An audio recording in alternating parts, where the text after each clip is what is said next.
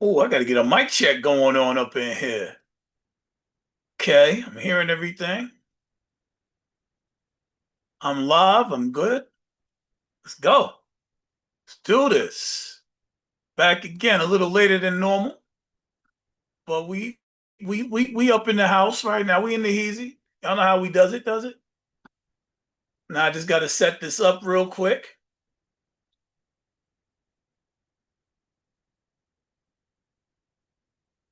Let me go to YouTube. Oh, I need to on my phone. Let the team know I'm up in here.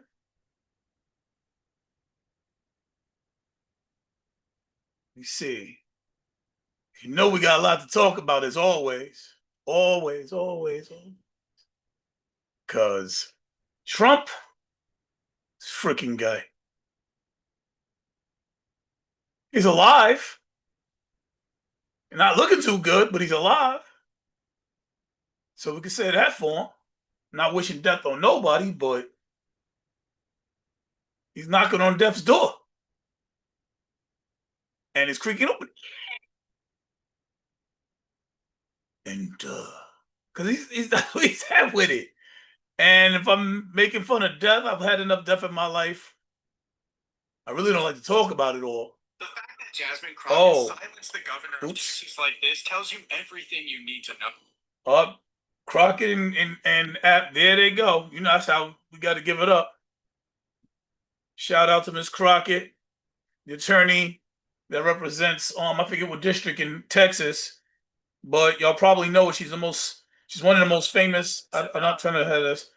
She's one of the most famous congresswoman. I think she's trying to push ahead and go for Senate. She'll have my full support. I'll be telling y'all to support her from here. She'll have my full support. They're trying to bump her out. They're trying to bump all the black people out of Texas.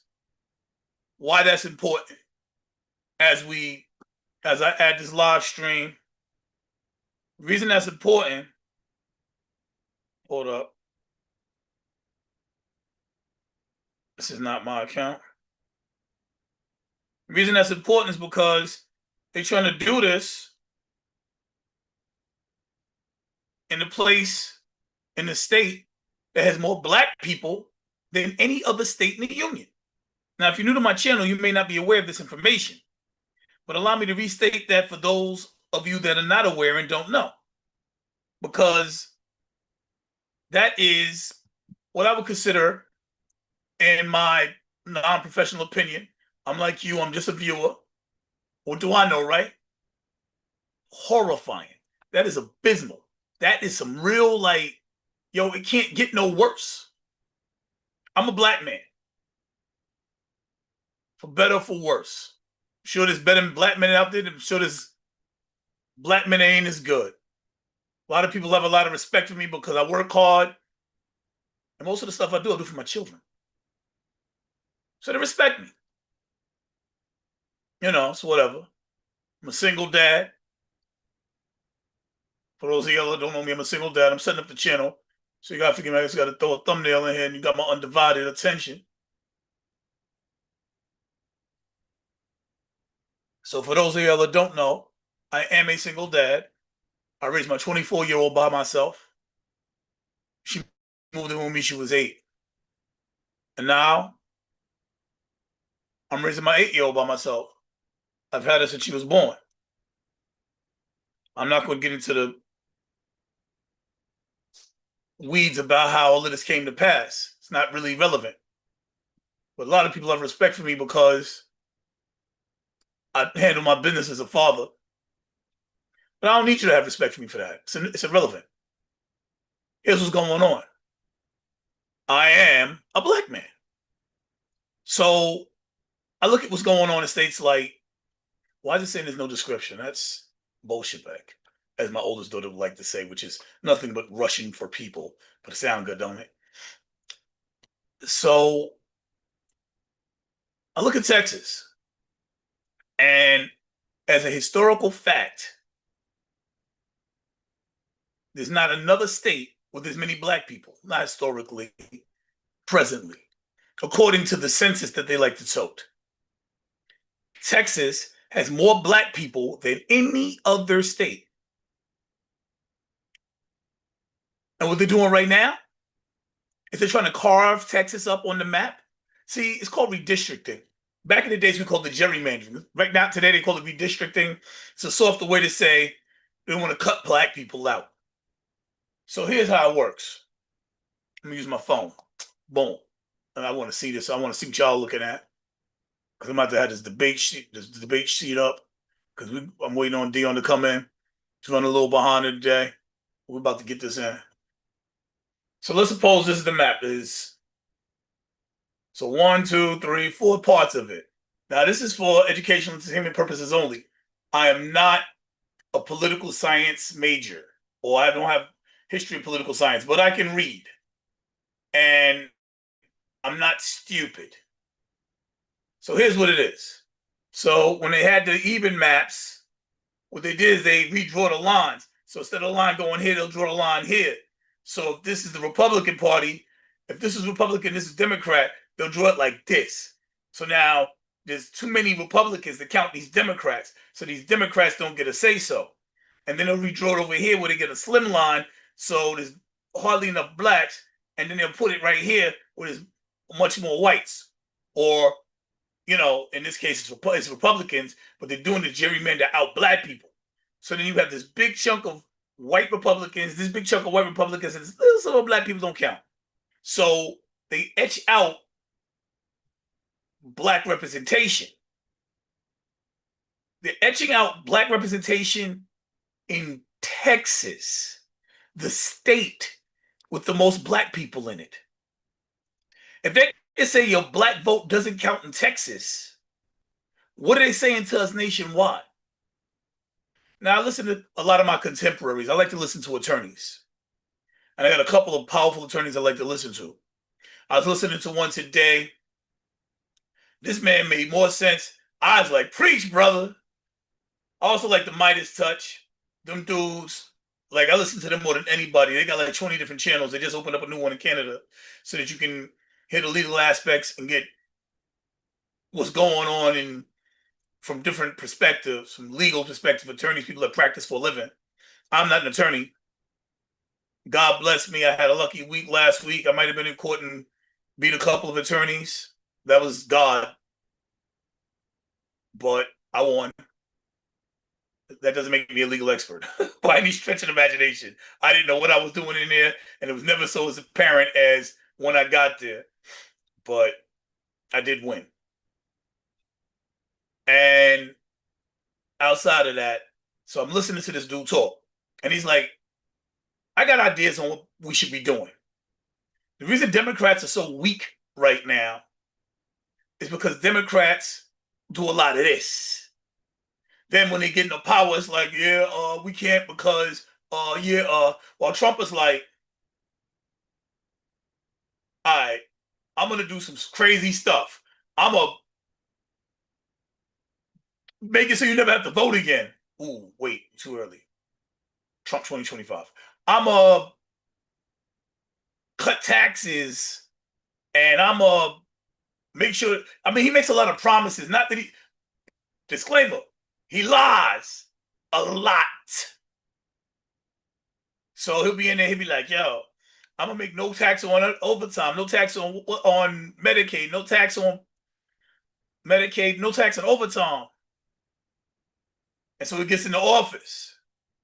Now, we all heard about this Republican thing, Project 2025, whatever it's called. So many of us didn't read the 900-page document. But I'd gone through the bill that they passed, that one big bag, he calls it beautiful, and Hakeem Jeffries calls it ugly. To me, it's just bad. It's just really, really bad. This big bad bill that's going to devastate so many Americans. And he makes these promises. No tax on overtime. No tax on tips. No tax on Social Security. I go through the bill. There's no tax. The no tax on Social Security thing is a farce. It's a lie. It's not true. Social Security is still being taxed. There's no tax on overtime and no tax on tips. That's over in 2027 or 28. It's over in 28, something like that, 2028. So there will be a year or two where you won't have to get taxes on your tips and your overtime. Then he cuts Medicaid. He cuts food stamps. I mean, to tens of millions of people that receive food stamps, he cuts them. Millions of people that receive food stamps and tens of millions that receive medical assistance. So in about 2 years, if somebody in a rural area is sick, they ain't gonna be able to go to the doctor. You know, he makes all these promises and he's hurting people. But the Democrats, on the other hand, they're making promises and they're not as bad as Trump because they're not lying, but they are as bad as Trump because they're lying. They ain't doing nothing.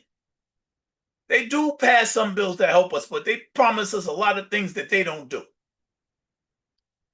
But I digress. So that's what's going on right now. I think that Trump is very, very sick. Now, I am not a medical expert, but here's what I know. I know that the heart pumps blood. It pumps it through veins, and it comes back through arteries. It's called the cardiovascular system. You know, the heart has 4 chambers. I know rudimentary things that most Americans who have gone to school know, right?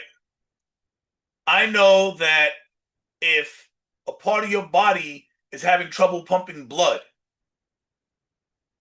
that it's going to get stuck in the most extreme parts of your bodies. They call it the extremities. I know that there will be a buildup of water because of that. Now, I'm not in and out with the complete science of it. I know it causes swelling in your legs, particularly around the ankles and calves. I am looking at Donald Trump, and I know that he has some sort of cardiovascular problem. I know that he promised Americans that he's going to bring tons of money into this country through something called tariffs.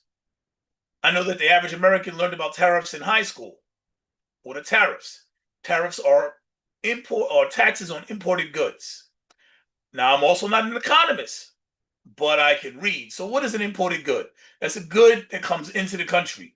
That means if this is the U.S., if a good comes something might be, if there's $1 tax on it from a country, right? And it costs $1. It's $1 until it gets into the country. Once it crosses the border, it becomes $2. It's not $1 before it comes in, it's $1 after it gets in. So the company that's out, the country and company outside doesn't pay the tax because its tax is not added till it's inside of the country. That is how tariffs work, right? So the tariffs that are being applied to us, to Americans, or to the goods that come into America, have to be paid by someone. The person that imports it, not the person that exports it from their country. Because when you send it, you're exporting. So the country that's sending it, that's exporting, is not paying the tax. When it's imported, when it comes in, it's being paid. So if you order something from Temu or Alibaba, Temu and Alibaba don't get a tariff. The tax comes when it comes inside the country. If Walmart, for example, wants to order something, this is where it gets interesting because they order in bulk, right? All the stuff, once it gets inside the country, gets taxes on it. They're called tariffs. Taxes are put on by the federal government. They're put on by the state. They can even be put on by your locality. But that's when tariffs are put on inside of the United States. When it's coming in and the government puts a tariff on, a tax on, it's called a tariff. So now the tax comes on as it's imported, and the company that brings it in, the shipping company, maybe the company that did the purchase, somebody gonna pay that tariff. Somebody got to pay that tax, right? So it gets into the country. Tax is paid. So now that $1 candle is $2 because it was $1 out here. It's $1 in the water. Out here's $1. Then once it crosses the border, it becomes $2, and now it's $2 in here. The shipping company that brought it in is going to pay it, or the company that purchased is going to pay it. So that dollar candle is now $2. A company can't eat that $2. They can't sell it to you for $2 because they make no profit. So now, if it was $1 before and they can sell it to you for $2, make a profit, that tariff that makes it $2 at cost to them, if it costs them $2, now they still got to somehow make a profit. Now, that's a 50% tax. You know, there's different tax levels. There's 25, 30. It depends on the good, depends on the country. There's a lot of reciprocal taxes. So so now the company has to raise the price in order to make margin, to make their profit. In order to, margin is kind of like, it's the price of the good and taxes or whatever it costs, packaging, whatever it costs, the tax of everything. It's the price of everything, rather, minus whatever you spend. So if something costs $50 and it costs them $47 to purchase it, pay the taxes on whatever it is outside of the tariffs, package, whatever, $47 for everything, and then they sell it to you at $50, then there's a $30 margin. Basically, that's what a margin is, the profit, right? So now again, I'm not an economist. I run my own business. I have a little idea. So I'm not really an expert, but I run businesses. I know what a margin is. So I know what a margin is. So the company that has this very thin margin, very thin profit off of all its goods, now gets this tariff on it, 30%.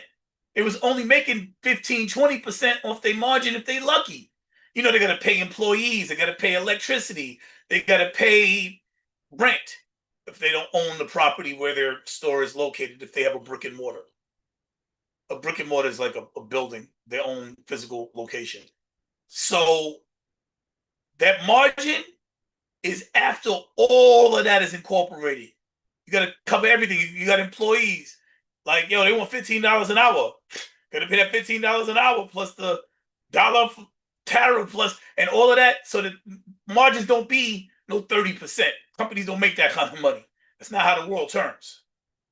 Some companies make a lot of money, but the average small business, and a small business could be $10 million. That's a small business. If you're making $10 million, you're a very small business. And that's not to say, because $10 million to me is a lot of money right now. Maybe, you know, I'm not saying that it's not a lot of money. What I am saying is, in comparison to a large business like Amazon, which deals in billions, or medium-sized company that, you know, might be having hundreds of millions, $10 million is a small company by definition. I forget the exact bar that, you know, makes you go from small to medium, but it's way higher than 10 million. I used to deal with companies. I used to service small companies, and 10 million, 10 million. The company that made 10 million would be whoever want to sell commercials to, because they're large enough that they can afford to do the commercial and see the profits from it. While if you go to somebody like 6, 7 million, they're like, damn, you want me to pay how much for the commercial? I got to air it, and I got to do this all month, and it adds up. It doesn't work for them. So I didn't do commercials for businesses less than, let's say, $9, $10 million on average. So I know for a fact that's a small business. That was the population I serviced. I digress.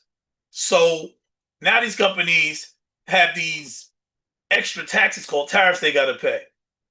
What they're going to have to do to survive is raise their prices. It's inevitable. Either they raise their prices or they shut down, they close their stores. There's no other way to pay the extra costs. So then the consumer, the purchaser, the buyer, the person who shops in the store pays the difference. They pay the higher price so that the store can stay in operation because they had to pay more for the product, that candle, than when it came into the country.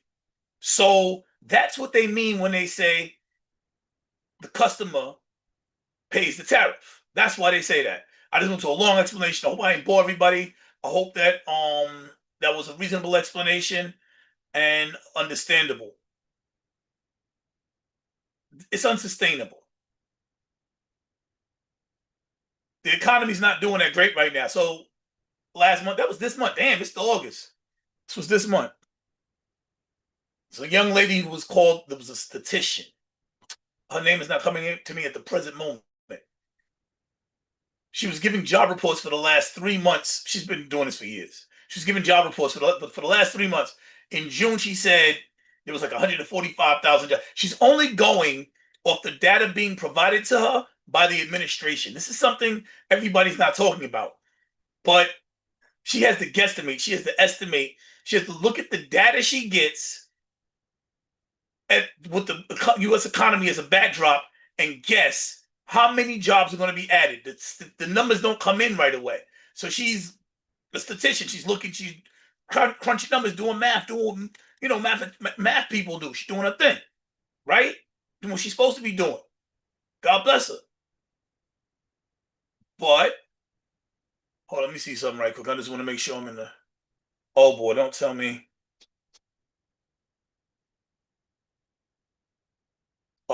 Dion's supposed to be here. Oh, it's 9:40. Let me get Dion in here. Give me a moment. I might be in the wrong.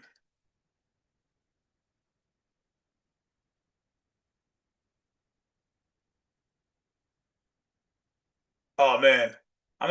So the app I'm using updated, and apparently I'm in the wrong one. And when it cooked me out, and I signed back up, and I'm having a hard time getting into the paid version I use, and I'm using the unpaid version. So now, and I don't want to start over because I got too much going on in here. So, and that's basically what it is. That's how it's running. I apologize. Give me 1 second.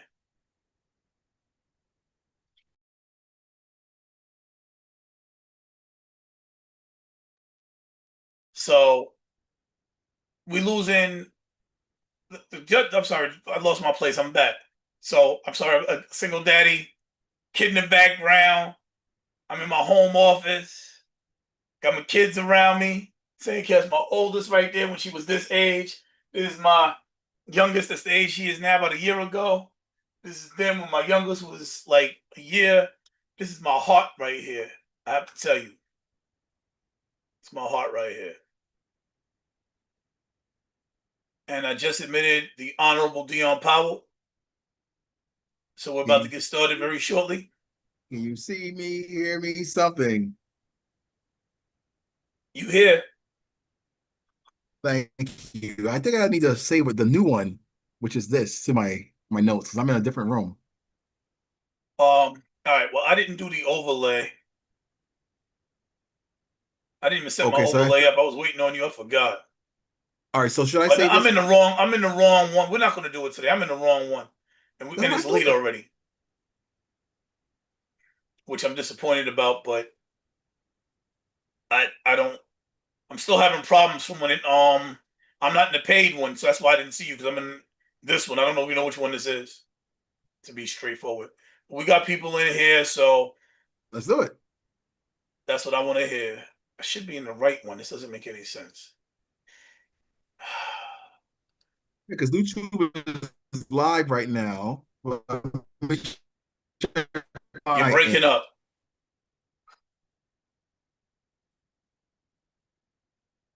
Well, I got to explain tariffs once again. I put my. He's on mute. All right. So that's why the courts are like, yo, hold up, we can't do this to people. We costing everybody money. Like households are suffering. Rent's going up on everybody. Mortgages are going up. Interest rates ain't coming down. I think Jerome Powell's going to make a shift on that.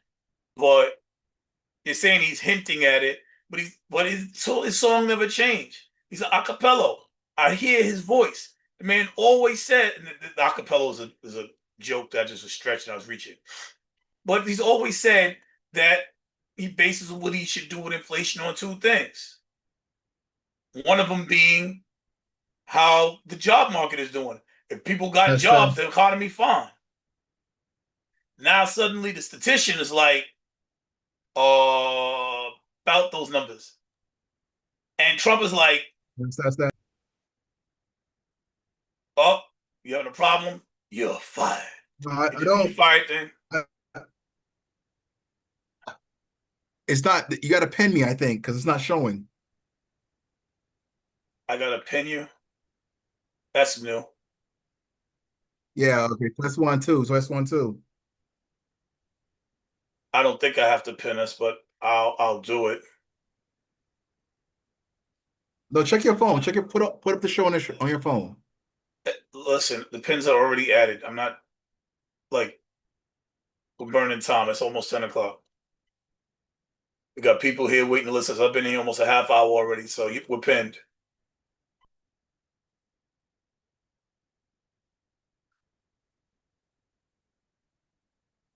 Let's do it. Welcome to the think tank. We use critical thinking, deductive reasoning, and a pinch of common sense to draw unbiased logical conclusions. I'm your host, Leonard Sanderson, and with me tonight for our regular Sunday night, which is normally 9 o'clock. We're just a tad bit late today, but that's all right because the Honorable Dion Powell is working to make elections great again. He's working on a campaign right now. He had to travel to a different state to work on a campaign. He has a lot going on, but I'm gonna let him introduce and tell a little about himself, and then we can get cracking on this. We got a little bit to talk about. Dion, if you want to unmute your mic. Yes, I am. As I was trying to look real time on the channel and follow the show. All right, so I'm District Leader Dion Powell, 78th Assembly District in the Bronx, New York, live from Newark, New Jersey. Working a campaign here, consulting all that good stuff for the GOP. And tonight we have a very good show for you. Yeah, so I'm going to have my consultant hat on, community leader hat on, and let's get it. All right, just so for those of y'all that are new, I am an independent. Dion is a conservative. It's a party that exists in New York and not outside of it, from what I understand, but it's a legitimate party. We have opposing point. We're friends, straightforward, but we have opposing political viewpoints, and we discuss them here so that you can get involved. You can see the different sides of an argument, and oh, I see what this thing is doing. Because I'm not in mine, it is doing. It's whoever's talking is showing. Oh boy, and I don't remember how to change that to view. I got it on multi-speaker. It shouldn't be doing that. What am I supposed to put it on? Gallery? You're muted. Yes, gallery, and also go up to the right corner of my screen, and you see the three You're dots? pinned. You're pinned. All right, now pin yourself. We're pinned, man. We're pinned. Okay. But it's doing the alternate, which I maybe for a live might work. But anyway, let's get into this. So I was talking about tariffs, and the reason the tariffs were so important is because because the court said, all right, Congress, y'all sellouts. Y'all know daggone well this man ain't supposed to be putting tariffs on. He doesn't have the ability. If you're not going to say something, then we will. And they shut down the tariffs. And I was explaining why tariffs was important is because I used my phone and I said, look, this is a country. Real quick, I'm going to go through it real fast. This is a country. You have a candle. The candle's $1 when it's outside the country. Maritime law, New York, out in the water, whatever, in the Navy where I was at, in the water's $1. Once it crosses, so if a company exports, if they send something out the country, if it exports, it's in the water. Ain't no extra, it's $1. Once it crosses the territory with the tariff is added. So if it's a 50% tariff, once it crosses the border, it becomes $2. It's not $2 before it gets here. So whoever imported it has to pay the tariff once they bring it into the country. The tax is a tariff is a tax on the imported good. So it gets into the country now. I gave a disclaimer. I am entertainment and educational purposes only. I am not an economist. But once it gets into the country, that's when it gets paid for. So now it's in the country. It's getting paid for. So it's either going to be the shipping company, if you bought from like Temu or Alibaba, Or if Walmart bought it, whoever, and it's $1, it gets in here, it's $2, then it gets here. If Walmart bought it and it's $2, they're like, yo, wait a minute. I can't charge you $2 for this if it's $1 and I had to pay $2 for it. Now I gotta make it $3, at least $2.50. I gotta still make some money off of this. So then the person that's buying it gotta pay more. That's why they say a tariff is a tax on the consumer, on the person that's purchasing, on our people, because somebody's got to pay the tax. The way tariffs are supposed to keep other countries, this is the trick that people didn't understand.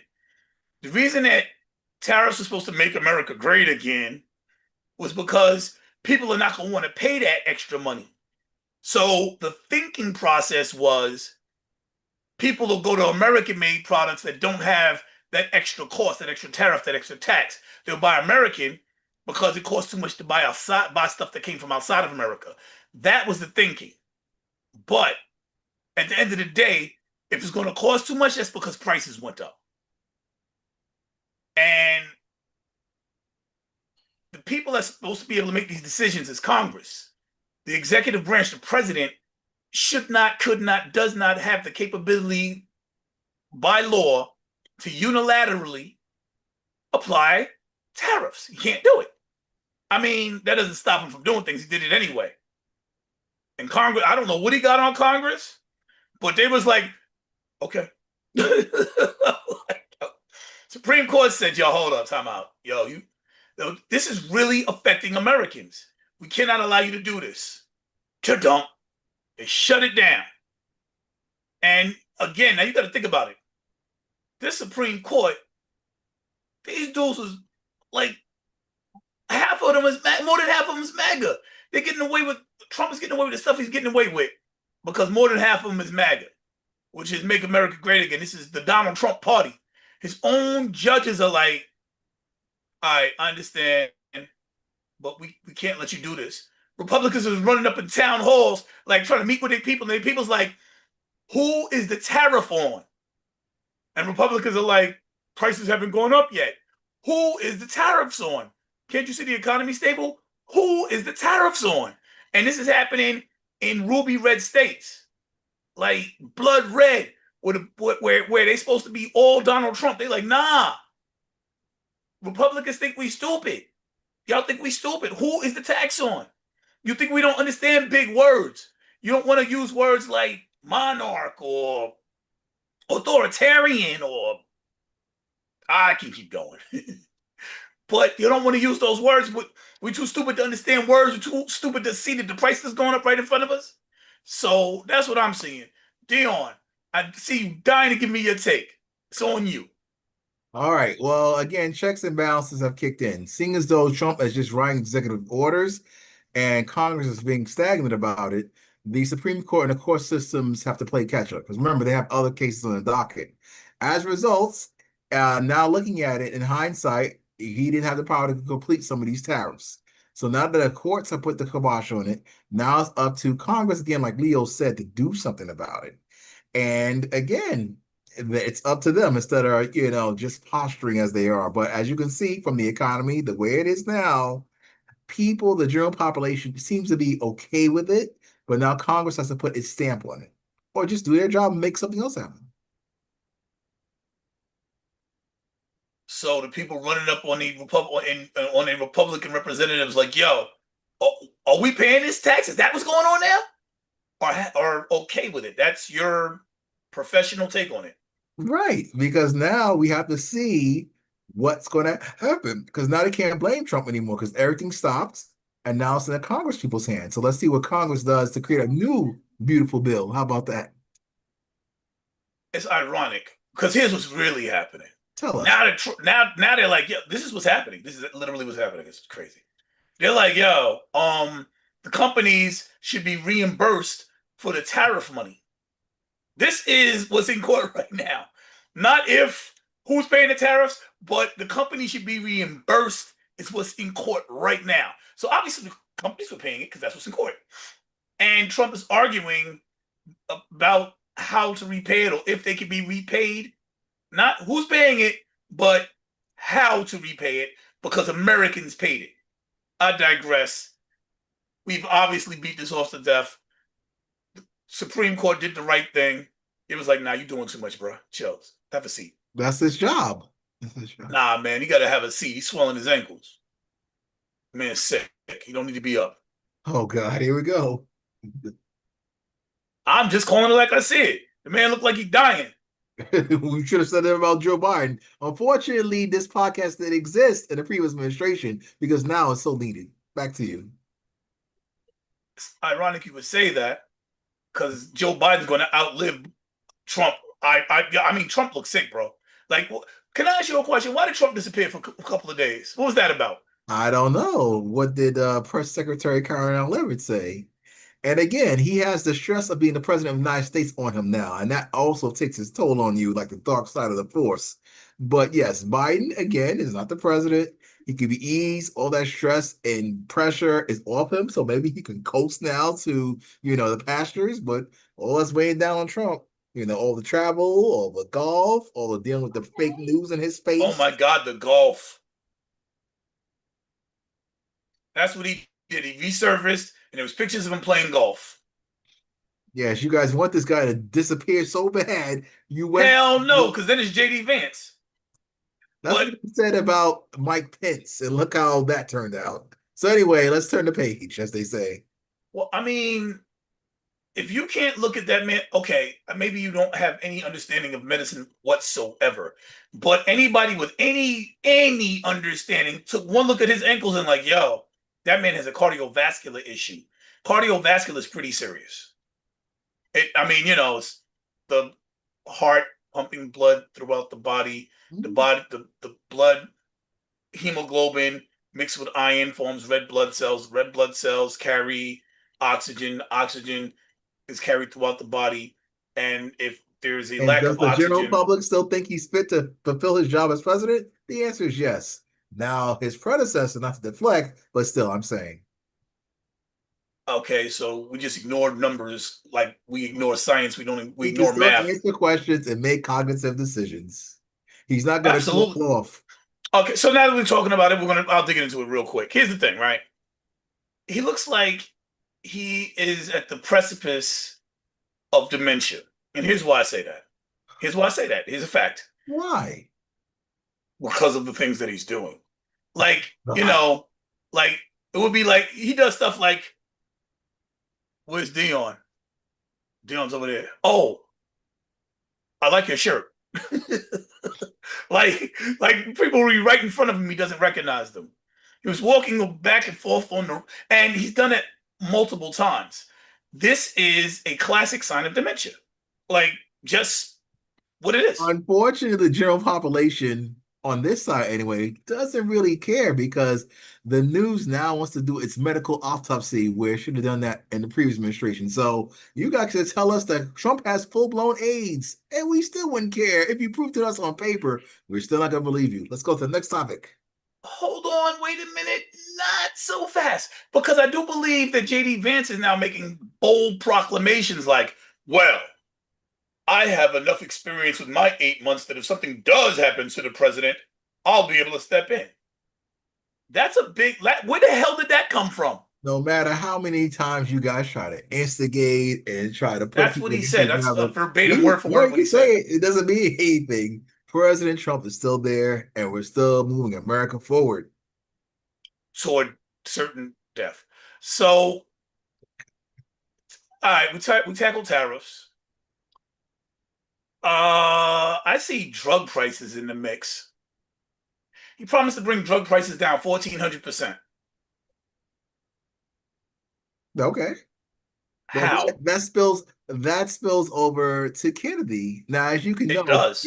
Yes, it does. The HHS secretary, remember him, and how they had resignation and firings and walkouts right now, HHS and other things under that flow chart. So again, medical prescription drugs, their prices, Trump is working on it. However, on the Kennedy's sector, he is pushing more holistic healing and health alternatives. So of course, Big Pharma is panicking to see what this man is going to do to them. Well, looks like he's making it more difficult for people to get vaccines even if they want them. Gee, didn't see that coming. That's what yes. Do we have to? Okay. No, I'm not disagreeing with you. I'm shaking my head in disgust because you're saying that like it's a bad thing, when actuality, it's a good thing because Kennedy wants to make America healthy again and not addicted to prescription drugs at high prices. Understand? And we just He had one had promised. something to do with the other. They He correlate. promised when he was going for his congressional hearings that he was going to find what caused autism. No, we're switching gears, huh? I'm talking about Kennedy. Yes, he said that report hopefully will be this fall, if not next month, which is September, which is what, Tuesday. So he still has some time to come up with those facts. But he's acting on results that he hasn't gotten yet. Because he's stopping the vaccines because they cause autism, right? But he hasn't proved they cause autism yet. Number one, he stopped the what? The mandates. That means you He could did go more to than work, that. you could go to school, and he's removing the mandates. The next thing is he's making more options. He's making vaccines optional. Understand? So those are two So things. he's going to have a bunch of unvaccinated people running around and a bunch of people that don't have Medicaid because they didn't cut tens of millions of Americans off their health care. So everybody's going to start getting sick and dropping like flies and ain't going to have medicine. You said that months ago, like the rest of the media talking heads. It hasn't happened yet the way you needed to. In the meantime, the world's still turning. Kennedy's there, and we're gonna make America healthy again. He's cleaning house. Okay. We read this in the bill multiple times. Who's I dead? think that I What's the think that it's pandemic? time that it's almost like you don't remember. It's almost like you want me to have to show this again. Yes, the viewers need to see. I think thanks a lot, guys. We have over 2,000 viewers here. Last I checked. Yep, 2K watching. This is not the bill. I need the actual bill. All right, so I guess I will. And yes, thank you for coming.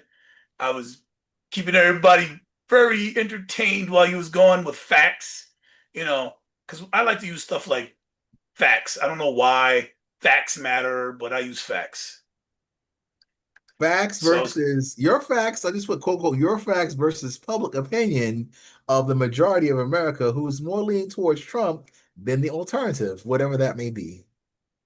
that is actually a possibility, but according to facts, like statistics, that's not the case. More people are registering Republican. If anything, those are the numbers said. So it's on CNN. So if it's on CNN, it must be true. I I didn't see that. When was that? That was last week, man. There are more people registering Republican than the other brand. How about that? Oh, here we go, family. The big scary bill. Oh no. Oh no, it's not Control D. What is it? Control R, right? Control F for find. Oh, thank you. I never remember what that is. Are you And using we the Apple want computer Medicaid. or the freaking Android computer? Does it make a difference? We here. Well, one of them is Apple F and the other one's Control F. What is Medicaid? There we go, family. Ready to be scared in words? Uh, I, is it Medicare? I haven't found it. Am I in the right bill? I am in the right bill. This is HR1, right? Yeah, the big beautiful bill. Oh man, I can't even find it on here. That's concerning. Oh, here we are. Okay, this section delays until 2035. So the reason you haven't seen the results yet is because of this. This election delays until fiscal year FY 2035. All Oh, right. no. 2035. Is that when people are going to start dropping dead, Leo? Because they can't get Medicaid and their vaccines? Yes, it's a joke that people are not going to be able to get Medicaid. It's horrifying that you find that amusing. You mean the illegals who shouldn't be on Medicaid in the first place, like the president said? This section provides $10 million for 2026 and $20 million for 2019 for the CMS to establish and maintain the new system respectively. It's a new system. Section requires Medicaid programs to check beginning in 2028. The Social Security, I don't know what SSA is. Death master file on at least quarterly basis to determine whether Medicaid enrollees are deceased. They should do that. There's good things in the bill. That's good. They should check. Section requires the Medicaid programs to redetermine every 6 months. So you got to certify every 6 months. I think they do that now. The eligibility of individuals who are enrolled in Medicaid as part of the Medicaid expansion population under the Patent Protection Affordable Care Act. That act allows states to extend Medicaid coverage to all adults under 65 with incomes of up to 130% of the federal poverty level. That all looks good. Let us keep going. Federal payments for Medicaid and CHIP to services for individuals who are U.S. residents or either U.S. citizens, lawful permanents, Cuban Haitian entrants, or compact-free association migrants. Some of the people are supposed to get it. The restrictions do not apply to certain mandatory emergency services provided to other. What restrictions? I missed the restrictions. Currently, in order to qualify for such services, an individual home equity may not exceed certain limits as set by state in accordance with federal standards and adjusted annually for inflation. Between 730 and $1 million, you have to make $730,000. Well, you can't exceed certain 730,000. That's got to be it. But that doesn't make sense. These numbers are not making sense. The section caps the maximum home equity into $1 million. Wow. So you could be a millionaire and you could be just shy of being a millionaire and get Medicaid. Right. We got 2K again, family. Keep on viewing and sharing and liking. This section prohibits federal Medicaid payment for 1 year to nonprofit healthcare providers that serve predominantly low-income, medically underserved individuals. What? This section stops federal Medicaid payment for 1 year to nonprofit healthcare providers that serve predominantly low-income, medically underserved individuals. So if you're low income or medically underserved and you go to a nonprofit, you can't get medical help. Keep going. It's targeting what? Abortions. Keep going. Keep reading, my friend. This, if the provider primarily furnishes family planning services, offers abortions in cases of rape, in cases of a rape, incest, or life-threatening conditions of the women, receive federal and state payments. It's totaling $800. $800,000. You're not getting no money from Uncle Trump. That's what that says to me. I could be wrong. Oh shit, bro. This section requires states that had not chosen to expand Medicaid pursuant to the Patient Protection and Affordable Care Act prior to March 11, 2021 to do so by 2026 in order to receive the corresponding enhanced federal matching rate. So they got some stuff they got to do in order to receive it. Are we here yet? Mm-hmm. States may impose a provider tax of up to 6% of net patient service revenues to potentially receive additional federal matching funds. Not expanding Medicaid from increasing the rate of a provider tax beyond that currently in effect in order to qualify for federal matching funds. For states that have expanded Medicaid, a provider tax may not exceed the current rate or a specified rate, whichever is lower. The maximum rate gradually decreases from 28 to 32. So this is the part right here. This is one of the major parts. The current, okay, no. Let's do the whole thing because it's important. A provider tax may not exceed the current rate or specified rate, whichever is lower. The maximum rate gradually decreases from 2028 to 2032 for a maximum rate of 3.5 from beginning 2032. These limits do not apply to nursing and intermediate care facilities, which are instead limited to current rates. So no compensation for inflation. This section provides $20 million for fiscal year 26 for the, what is CMS? To implement these provisions. I don't remember what CMS is. Uh-oh, there's going to be more cuts here. There's obviously going to be more cuts. This section provides $7 million per fiscal year for the CMS to revise regulations. What is CMS? I don't remember what CMS is.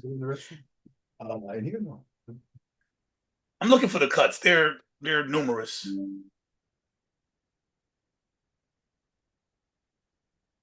I think that you have to have. How did I do it? Did I have what they currently were to? This section repeals the rule that allows certain lawfully present aliens who have a household income of less than 100% of federal poverty level. Did that say legal?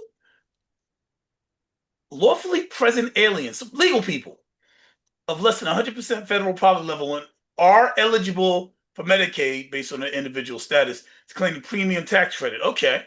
Preventing waste, fraud, and abuse. Okay, here we go. Here's where we're going to start seeing more cuts. No funds will be used to finance the non-federal share of Medicaid or CHIP. Hold up, let's read that whole thing. Under the program, states may apply for federal allotments to improve the access and quality of care of service in rural areas, such as through enhanced technology, strategic partnerships, and workforce training.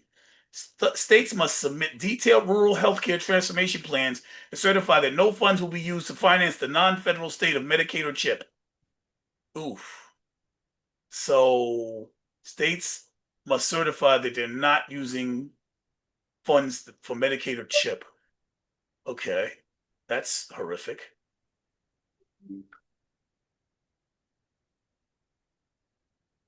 Have they told you where you're sleeping yet, or That's for tax credits. States may seek waivers to provide HCBS individuals without the need of certain determinations as to whether an individual requires hospital institutional care. States must establish other needs-based criteria for such services. This section, okay, so that they're doing is they're just making it more difficult to get to the money outside of the cuts they did. Individuals who are applying for Medicaid must demonstrate compliance. For states that cover Medicaid expansion population, payment is limited to 100% of Medicaid rate. For other states, payment is limited to 110% of Medicaid rate. Okay, so why that is, we got to talk about that. So, in essence, in reality, states like, let's say, California and New York, pay for rural states. Yes. There's not enough income in, let's say, Iowa within the state in order for Medicaid to work. So being that states like California and New York have such a surplus, right? They take the money from these states and they give the money to states that need the help. So they take money from California and New York and give it to Kentucky, Iowa, Idaho, because these states, Texas, because these states don't have enough money on their own. So the very people that they're actually hurting are the people that live within them states. Does that make sense, Dion? Or do you have a different understanding? Well, my thing is this. What they're actually, the challenge is right now is that they're saying that blue states, because they have population density, actually pay more taxes into the federal government than they receive back. And whereas the red states gain the benefit from this taxing economic process. So that's why blue states and governors and all their legal teams are trying to figure out ways to stomp down Trump and prevent their tax dollars from going to the bigger pot and being distributed as such. So that's what they're trying to figure out, the leverage they're going to have.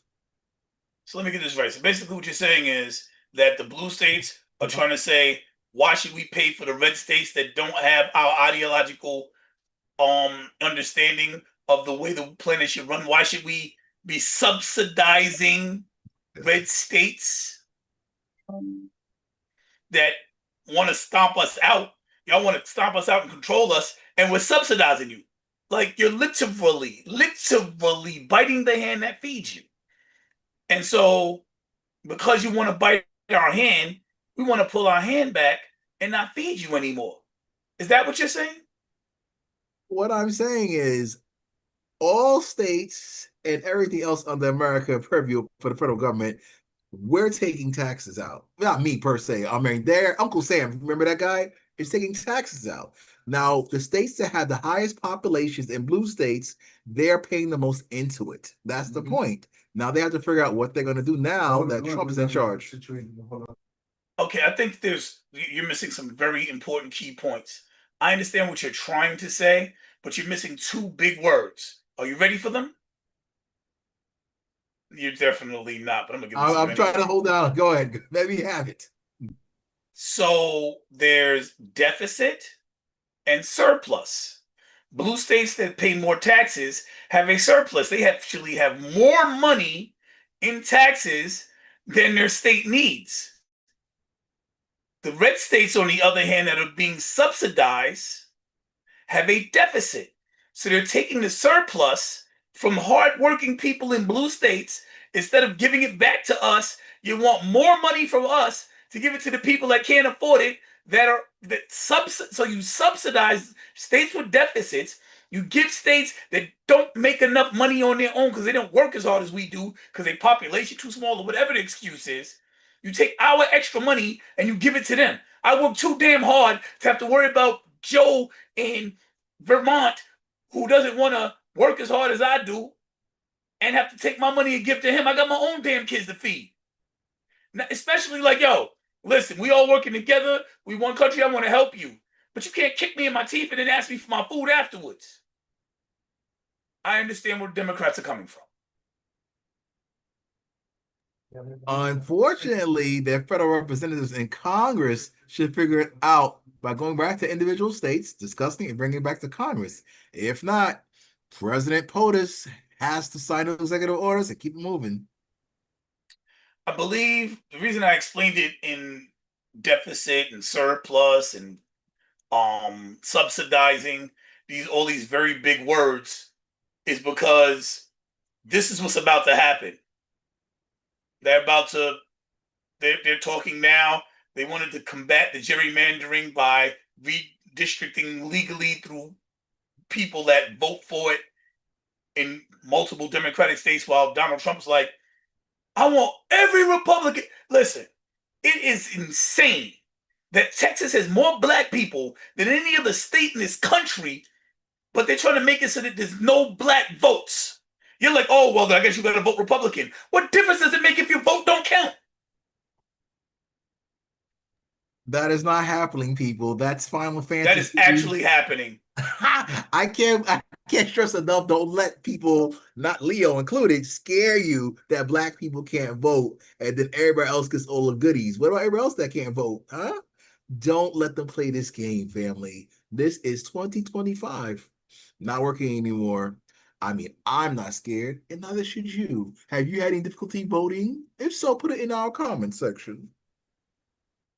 Okay, so what you have to understand is that right now in court, right this moment, on the docket, is to get rid of the Voters Rights Act, Section 2. Section 2 of the Voters Rights Act. What is that? Come on, man. We explained this before. We're going to explain it one more time. Section 2 of the Voters Rights Act. Section 2 of the Voters Rights Act. What is this? Justice.gov. This is a government website. Section 2 of the Voters Rights Act of 1965 prohibits voting practices or procedures that discriminate on the basis of race, color, or membership in one of the language minority groups identified in Section 4F2 of the Act. So what does that mean? Let's break that sentence down. It's a big sentence, large chunks, right? But let's be sure we're on the same page. Section 2 of the Voters Rights Act, forget when it was, prohibits voting practices. It stops voting practices that discriminate. Full stop. The rest is on for race, color, or membership of language minority group. Section 2 stops voting practices that discriminate. That's it literally being fought in court right now. They're trying to get rid of it. They want to say they can discriminate based on race and color. That's what's in court right now because Texas wants to be able to say that black voters don't count. That's in court as we speak. Is it not, Dion?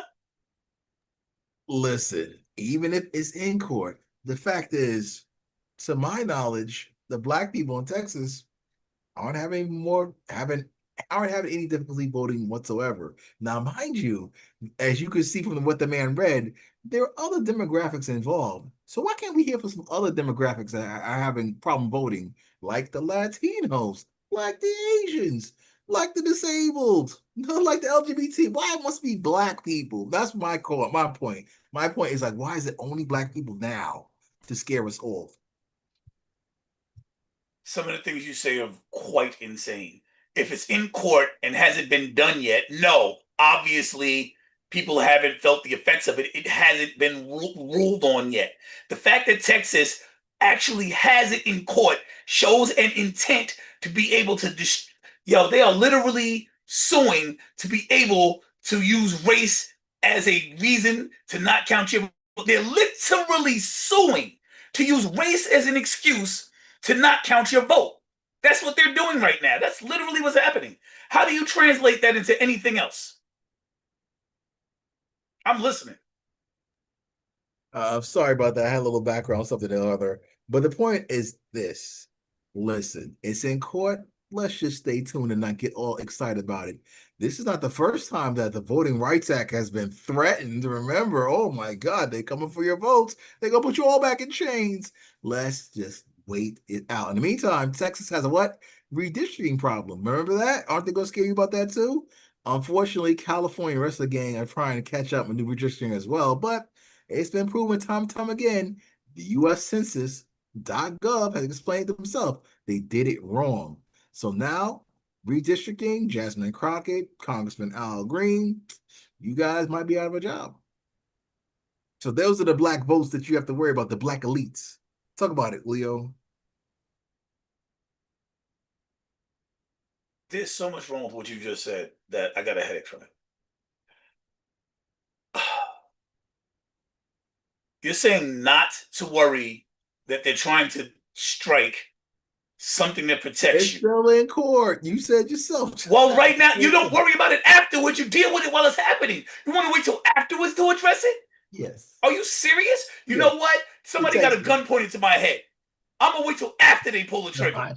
Oh, God. That's what you're saying. You know what? Let's make it light. Let's make it light. Let's make it light. We don't got to be that dramatic. I got a cut on my finger. I'm just going to let it bleed. I'm not going to deal with it. I'm not going to clean the cut. I'm just going to let it sit there until it gets infected. You deal with it when the problem happens. You don't wait till it's too late. It's common sense.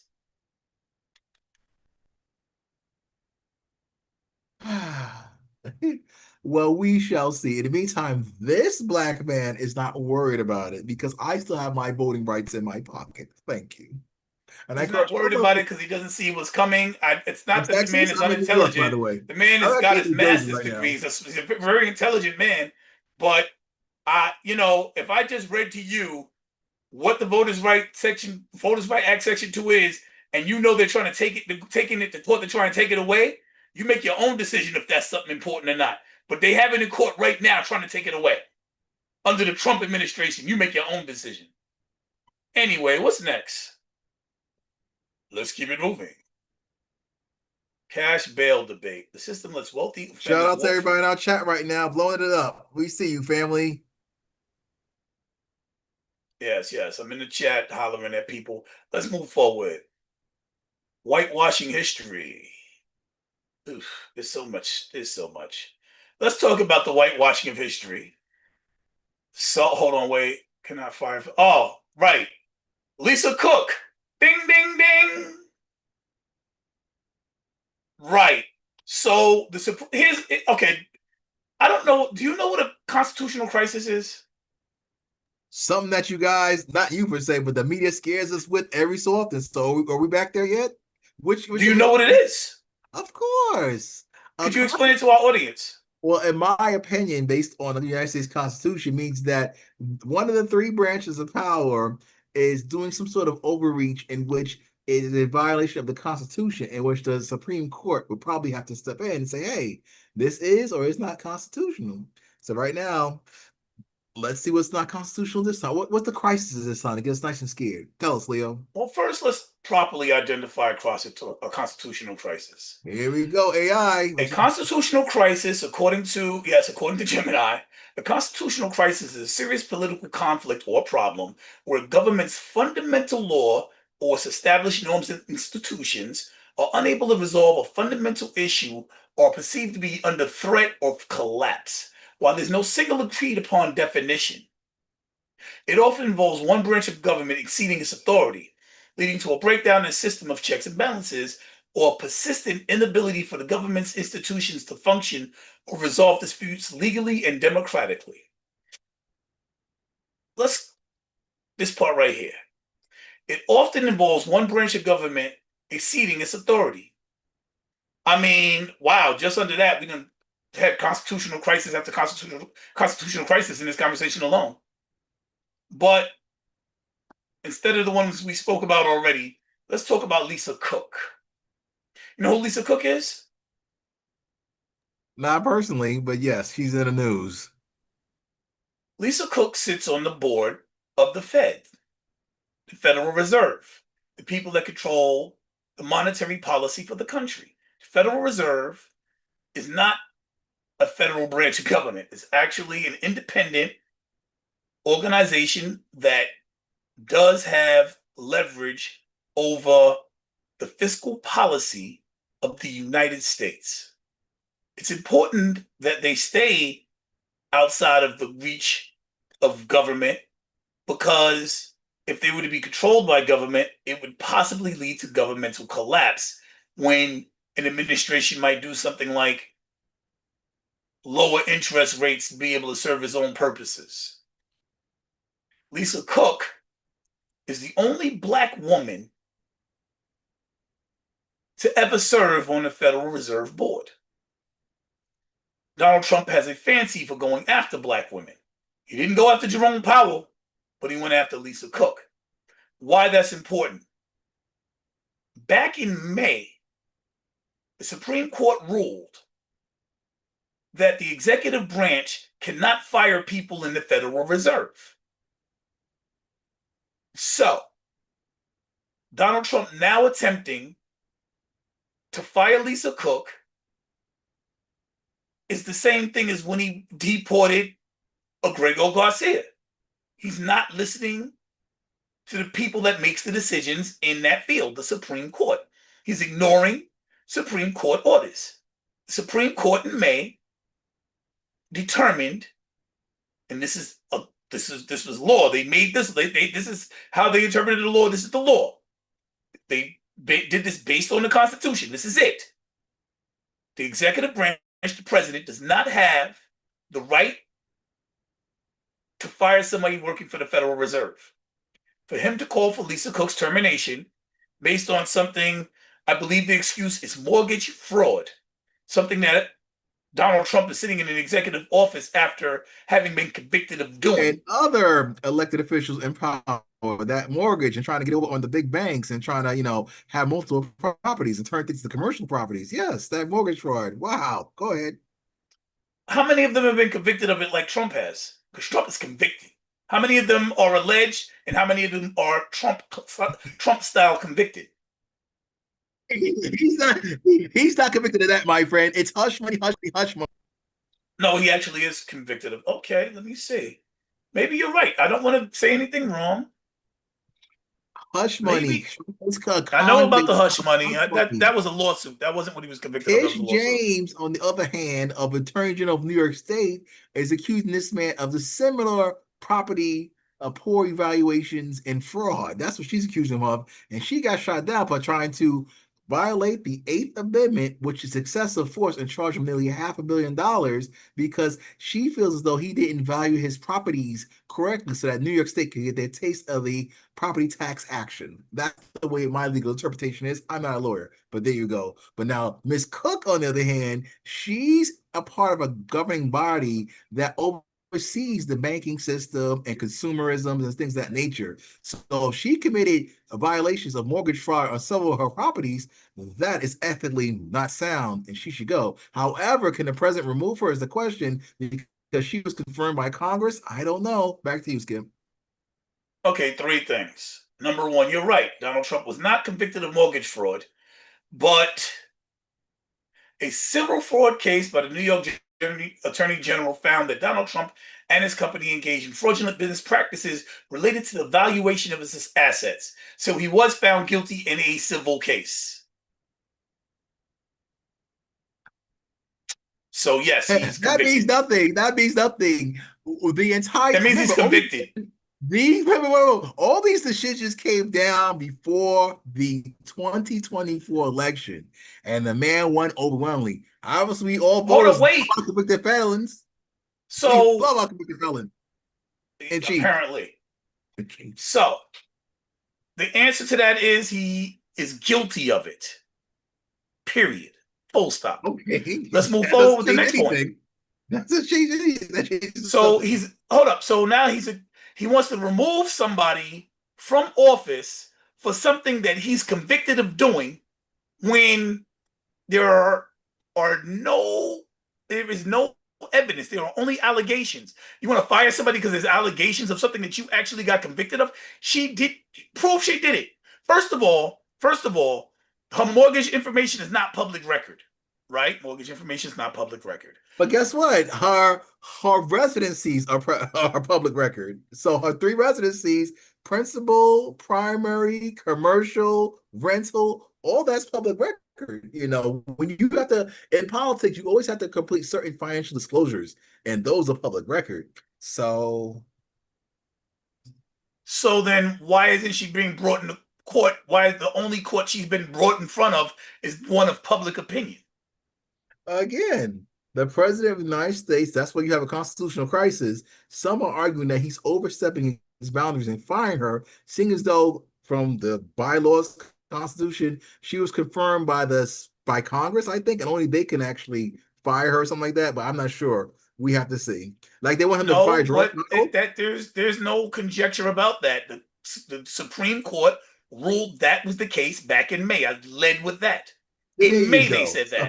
So there's your constitutional crisis. He's once again defying the courts. He's again defying the courts. The court said you can't do it, and he said I'm doing it anyway. Period. That's what he said. And so since the courts told him no, he said, so what? So again, Leo, remember Dion said it from many times. If Congress has a problem with it, they're the only ones that can do what? Impeach the man. Otherwise, the Supreme Court could do what? Nothing and like it. It's back to Congress now to check the president. So then we have an imbalance of power because we have an executive branch official who is refusing to obey the law, which the Constitution is the law. He's literally breaking paralyzed. He's literally sitting in office breaking the law. And only Congress can check him now. So what can be done about it is irrelevant. That has nothing to do with what I said. Let it sink in that he's sitting in office. He broke the law again. Breaking the law, and you're supporting it. I digress. So he has a problem with black women. He wants to whitewash history. He wants to destroy the black slavery things in the Smithsonian. He doesn't want to talk about what happened in history. He wants to erase history and make it the history that he wants it to be.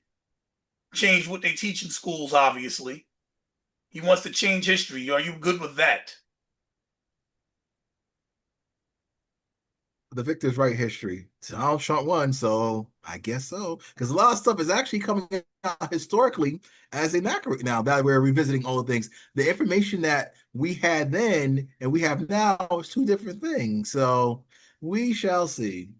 Remember, the president slavery happened. Slavery happened. Nobody's denying that. That doesn't define American history. He's denying it. He's trying to take the slavery out. He's denying it. Right. He's trying to say slavery does not define American history.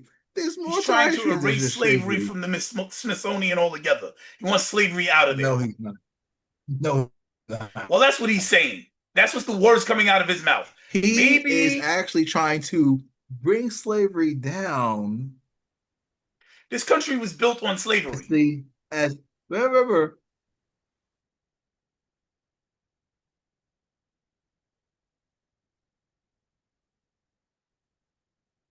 I don't believe he's going. Can you see me? Hear me? Hello. All right, you're back. Let's go.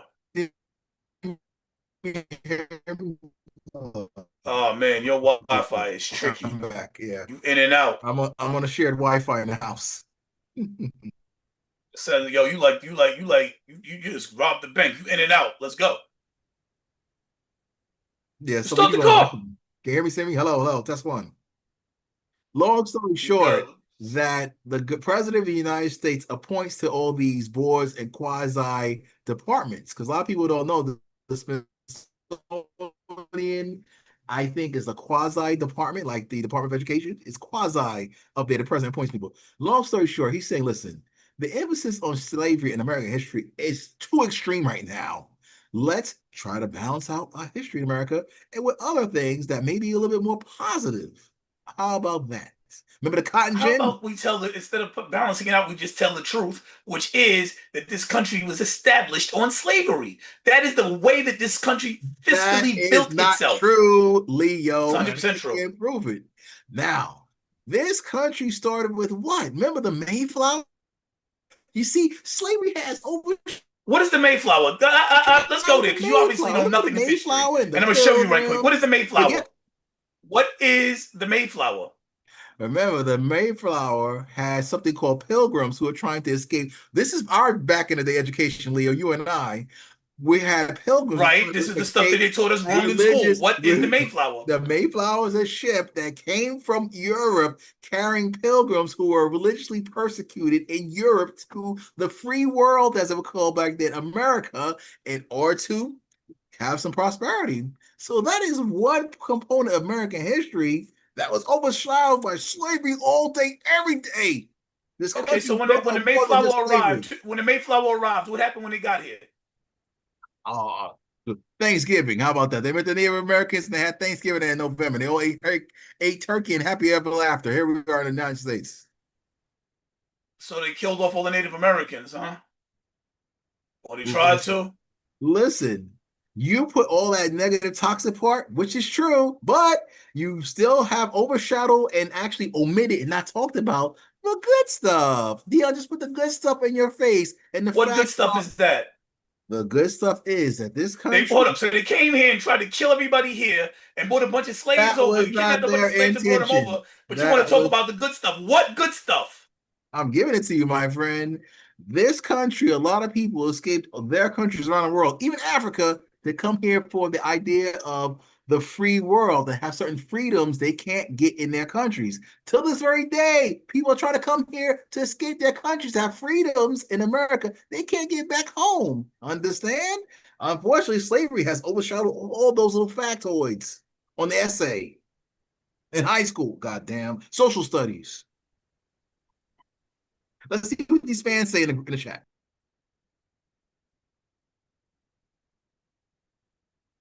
Agreed, Emily. Storms are brewing. Storms are brewing. I don't want to talk about where I see it going. Thank you, Robert and Charlotte and John. Thank you all for coming back. So it was a pleasure to see you. The system lets wealthy offenders. Okay. So that's your facts. So that's your facts. You want to have some more of the positive stuff that people want to come here and be in this country, and that's it. All right, I'll eat it. I say that we need to talk about the things that happened more.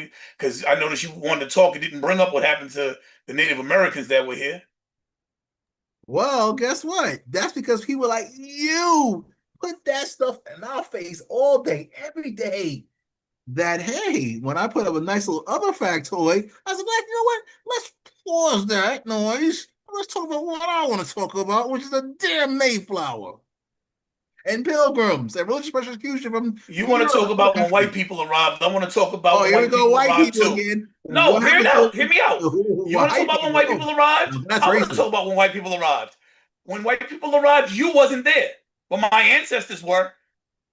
My ancestors were here waiting, and when they got here, my ancestors had Thanksgiving with them, and they tried to wipe my ancestors out. So maybe you don't want to talk about that.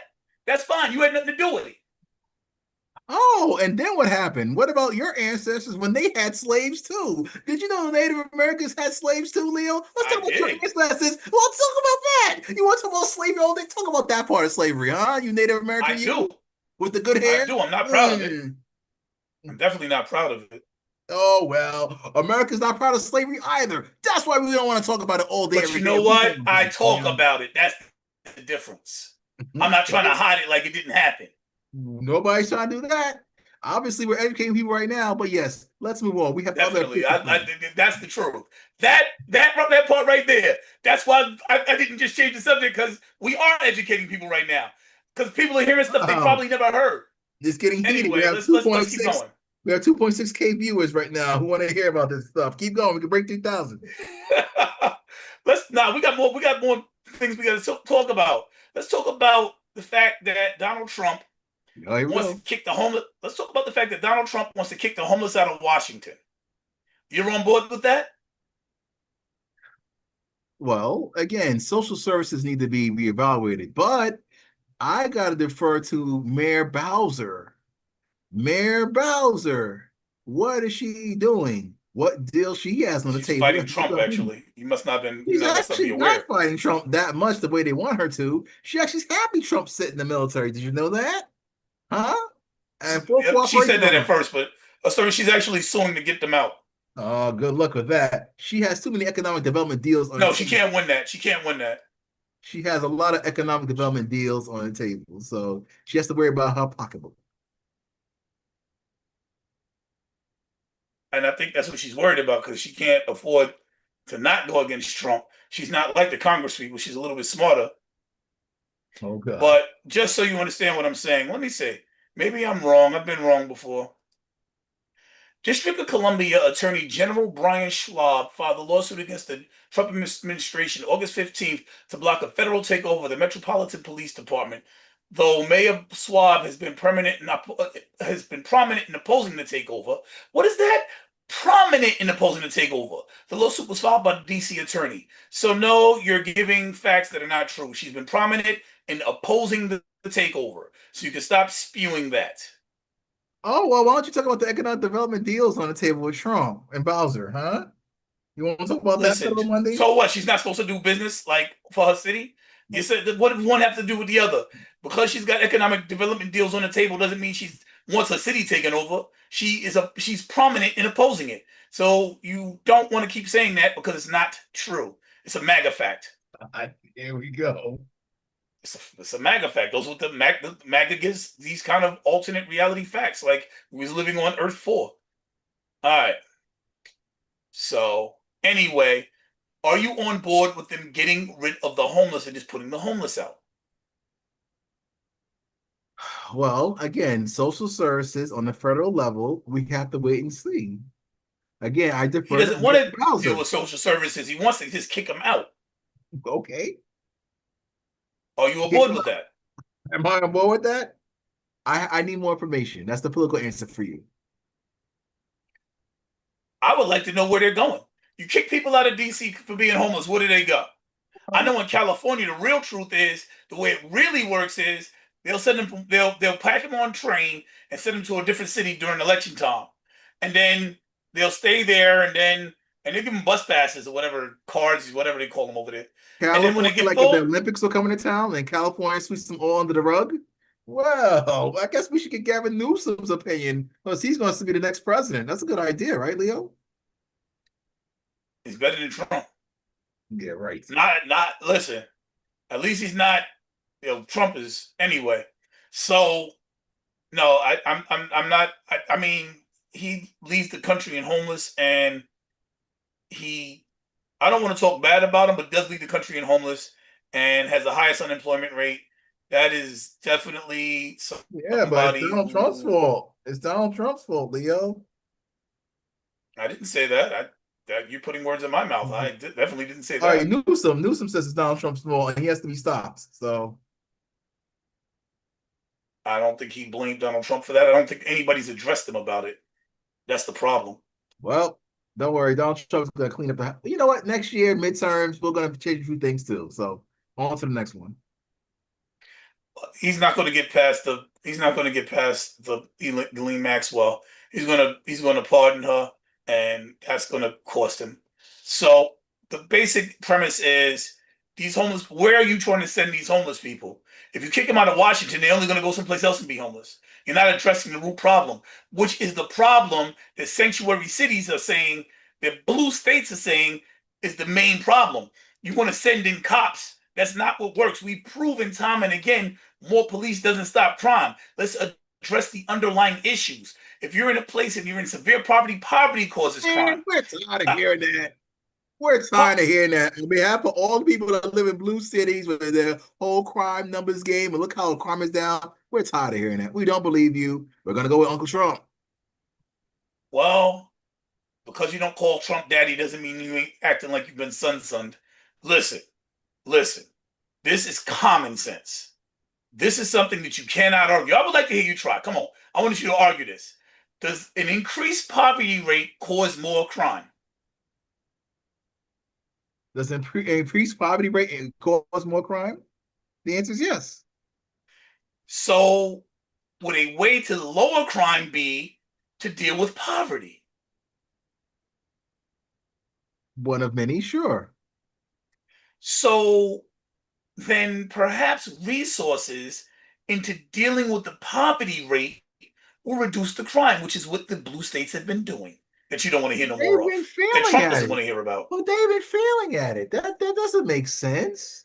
The Bronx has been the most democratic place, because I live there, in the planet, but the poverty is still there. That makes no sense. So obviously we got to do something different. These Democrats don't know how to tackle poverty. It's always the same excuses. That's why we Except for whoa. I hear you. I can't argue that. I'm from New York. The Bronx is horrific. It's a scary place. You know what's scarier? Red states. Period. Okay. So you want to go from the blue where it's bad to the red where it's worse? Fire to frying pan to fire or something like that? Because would you like to go through the let's do this. Yes, I love it when we do these things. Let's go through this. Yes, go ahead. Let's go to the red states and how horrible it is.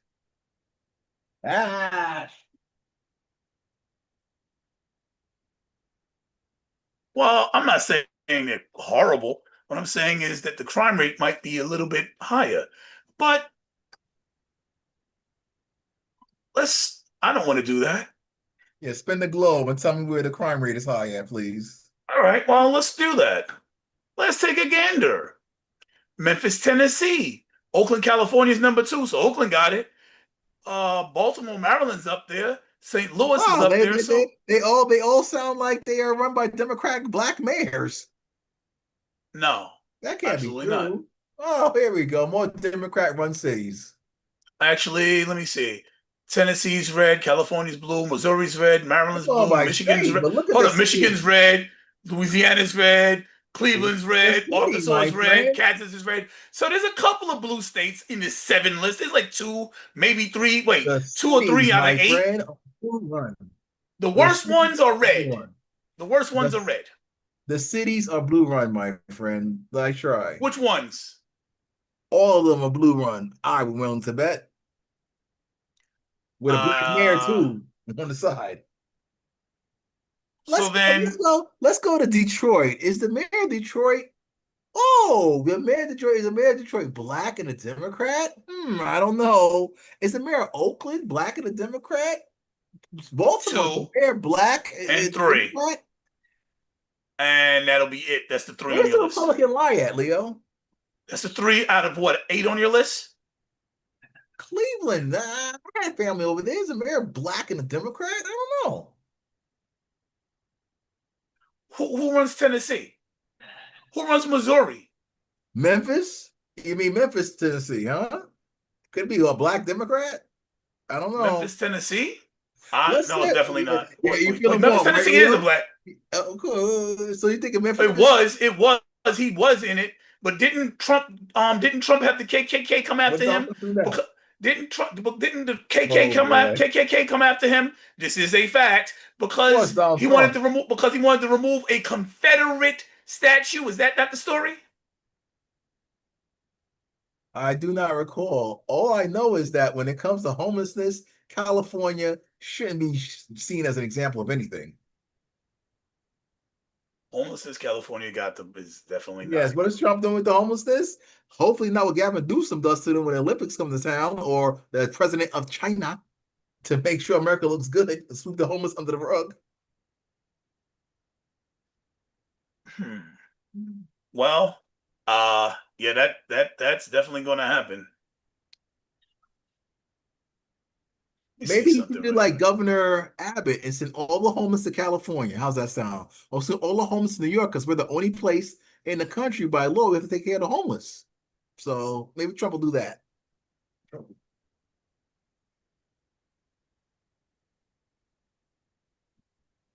Oh, I mean, I do it, and I'm like the top 25 cities in America, red states, right? U.S. News, 25 most dangerous. That's not 2 decades of red state murder problem takeaways. Full list of America's dangerous cities as Trump's cracks down. Crime trends in U.S. cities, mid 25 most dangerous places in the U.S. Oakland, St. Oh. Louis, Baltimore, Detroit, Alexandria, Cleveland. Wow, that's Virginia, I think. Alexandria, isn't that right next to the capital? DMV area, yes. The DMV. Remember the DMV, Leo? You should know about that. What DMV? I don't know. DC, Maryland, and Virginia. The Oh, DMV. Oh, look at you.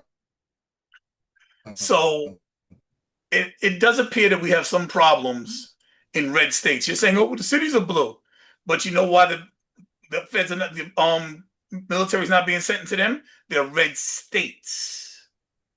They're going after blue states, not the crime states, the blue states. Cities. The cities They're in the going. red states. Listen, they're not going after the cities in red states.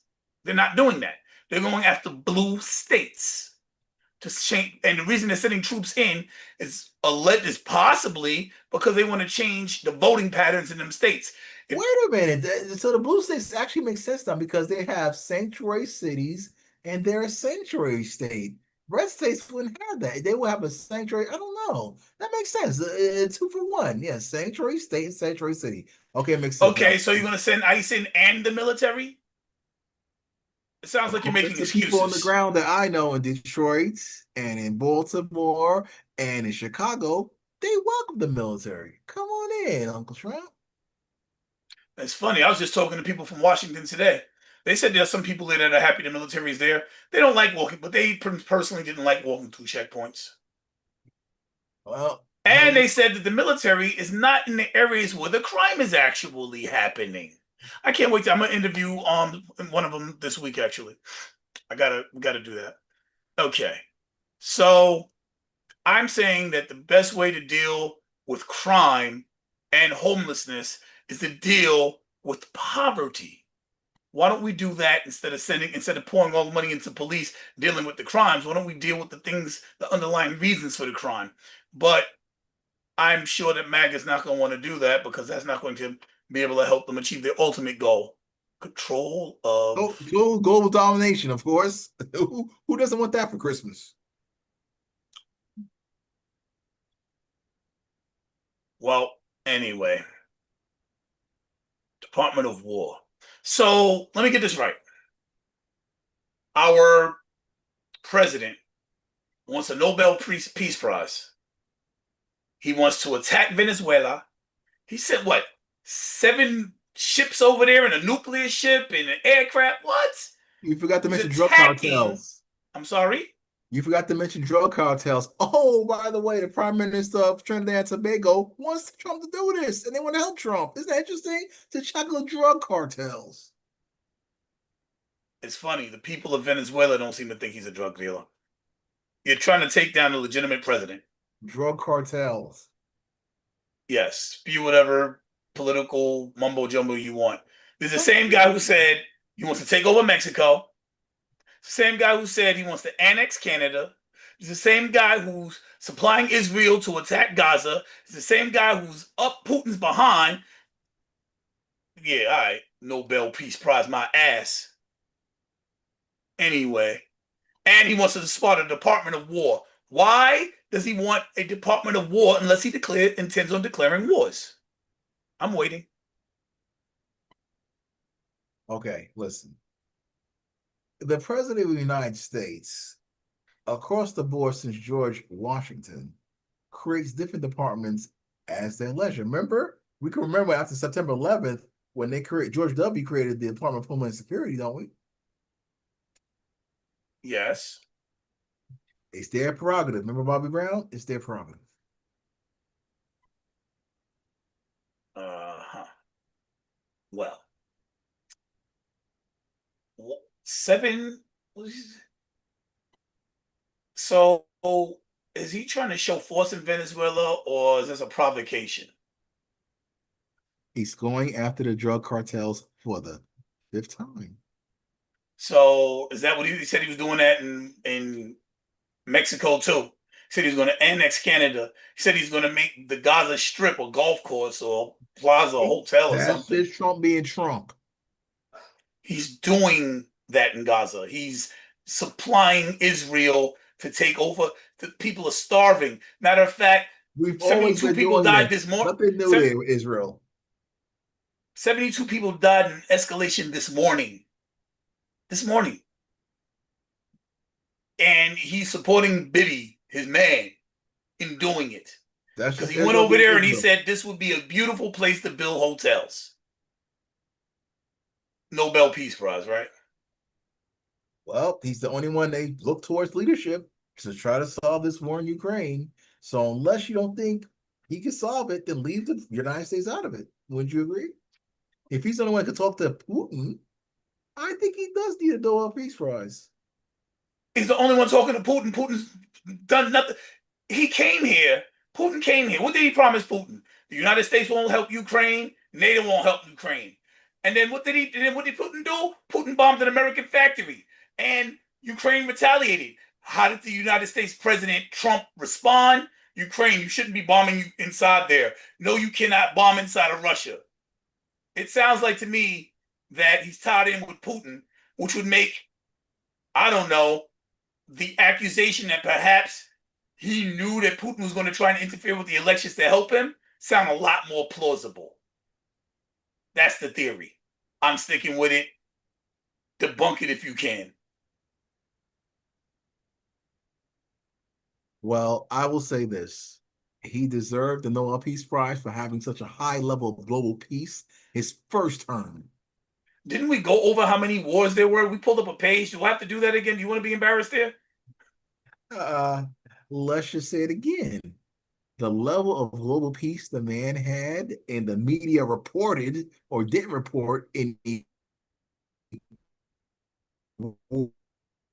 wars during his term,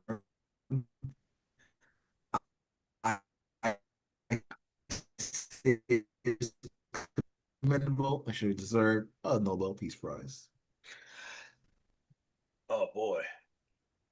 Well, because it wasn't reported, he should deserve a prize.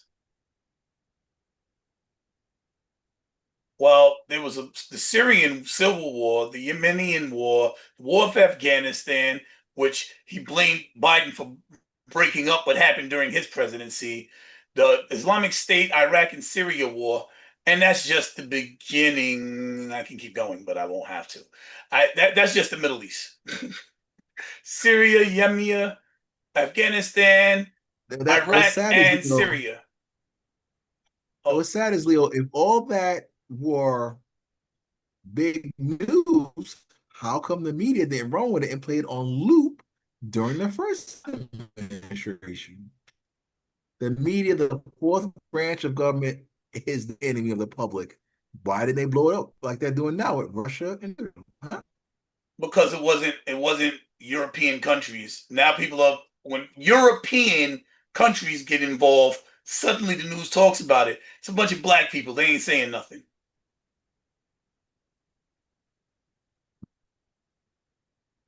All these wars that Trump supposedly solved, you ain't heard about none of them wars because it wasn't white people involved. You heard about them when he said them, but you ain't hear about them when they was going on because it wasn't European That's people. racist. That's why. It's a That's fact. racist. You heard about the European wars. If you don't like the truth, talking to the wrong person. That means the media is selective, racist lens of the world. So blame the media, not Oh Donald my Trump. gosh, no, that can't be true. Anyway, let's talk about a subject that you like to talk about. Let's go back to Kennedy. Kennedy. All right. So, your boy Robert is at it again. I think this time he lost his damn mind. This is really This man is crazy, bro. Is the worm in his brain that the media wants you to believe? He claims that antidepressants were the cause of the mass shooting in Minnesota and in Minneapolis. He's blaming it on antidepressants. Do you know the issue with that? I'm going to tell you the issue. We don't even know if this guy was taking antidepressants. It was never brought up. He just randomly made that up. There's no evidence whatsoever that this kid was on antidepressants. Secondly, antidepressants don't and you're out. You're back. Good. I'm trying to get into this. Oh.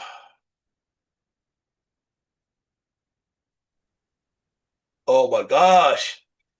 Dion! We're losing people. Hurry up. Get back in here. Yeah, Get back.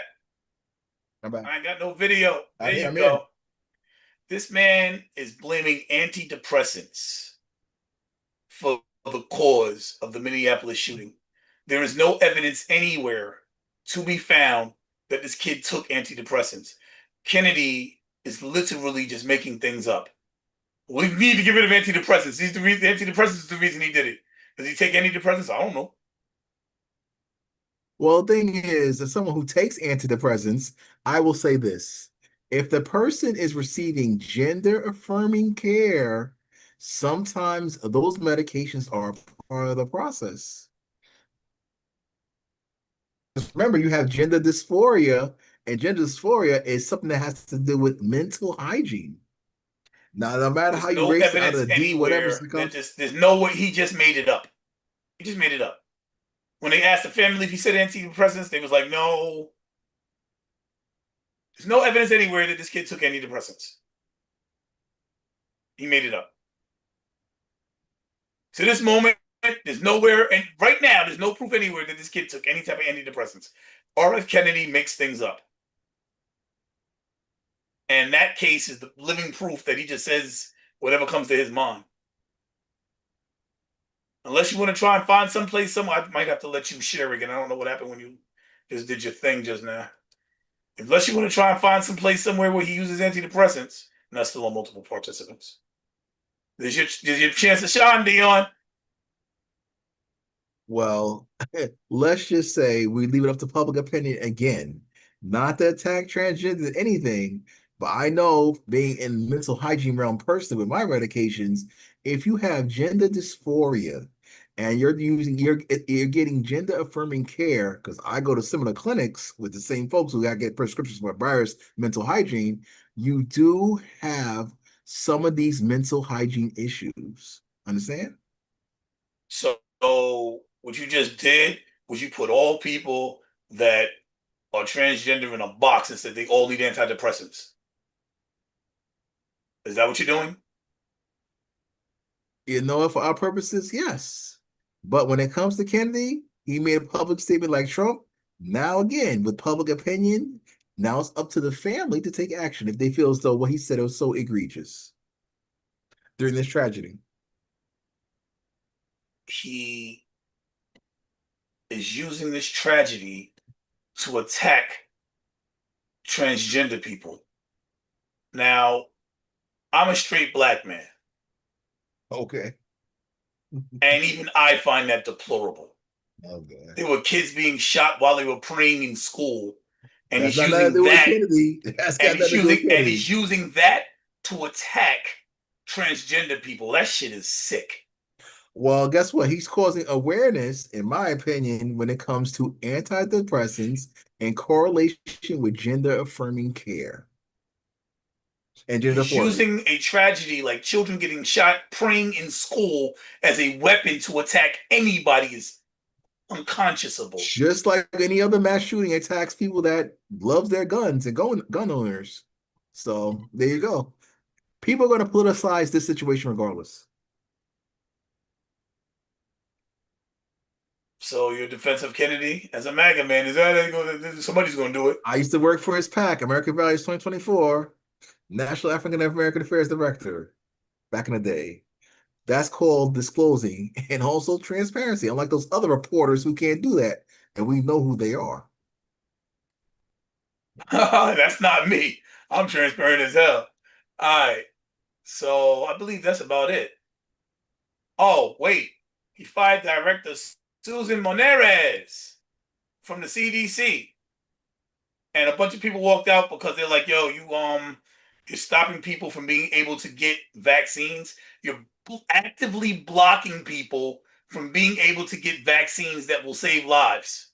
You're just like, Unfortunately, because the mass walkout, this actually gives Kennedy a little bit more power now that there's that void right there. So he's going to keep pushing the Make America Healthy Again agenda forward and make sure vaccines are not really high on the do of the health list because they cause more, in his opinion, harm than help, especially if they're mandatory. he's a very, very old man that is so set in his ways that he wouldn't know the truth if he tripped over it. He won't look at science. He won't look at science. He only believes the conspiracy theories running around in his crazy ass head. I feel bad for him, but now he's really setting millions of people up to die. So it's a terrible thing. When it happens the way you need it to, but it won't. And it hasn't already. So I don't know. He didn't cut the vaccines yet. When he cuts the vaccines, what do you think is going to? You don't think? Yo, you don't understand. I get it. You're on antidepressants, but you're willing to let him attack antidepressants as the reason for the mass shooting while you yourself use antidepressants. Says everything that I need to say about this conversation. That's crazy. You literally take antidepressants, but you're defending him attacking people that take antidepressants. Yep. So why do you think Trump disappeared for a couple of days? Why do you think he was out of sight, out of mind? Definitely not out of mind. Well, you can't be watching the Predator 24/7. The man needs to have a break. And hey, it is what it is. He's back in action and he's still the president. Thank God. That's it. So you don't think it had to do with his declining health? I don't know. But the thing is, his health and his doctor's reports are public, unlike his predecessor, who doesn't want No, they're not. to. He hasn't shown a single doctor's report. Not one. He said them. He's never shown one. As a matter of fact, Even if so he shows them, even if he shows the reports, people still not going to believe him because they hate Donald Trump. that's why he's not showing them because they're not gonna believe him anyway. So I heard somebody say something that I can't get out of my mind. They said them times when sometimes he loses his speech and he kind of like mumbles a little bit and has a catch back on.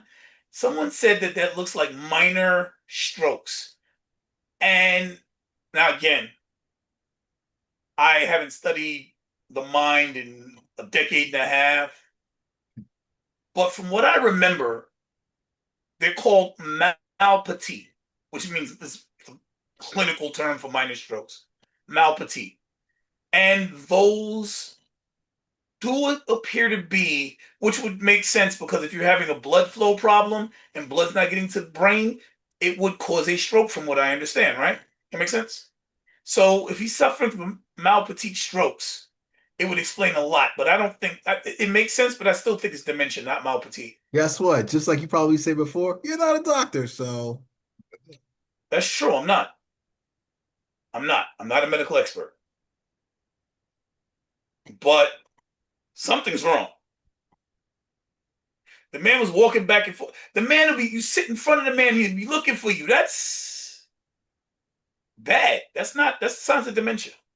The man was walking back and forth the roof talking about he bought everything in the White House, bro. Like, what are you talking about? And y'all want to act like it's okay, and it's not.